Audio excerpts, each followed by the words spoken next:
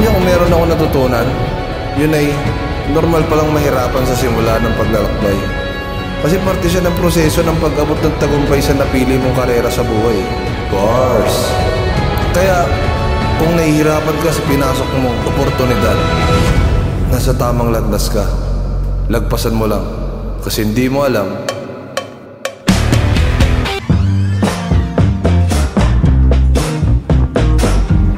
Ang tanging pumipigil sa'yo sa pag-abot ng pangarap mo,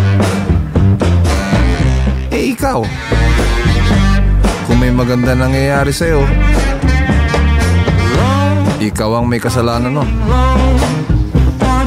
Ikaw lang ang pwede sisihin. Pero kung masama, eh ikaw lang din.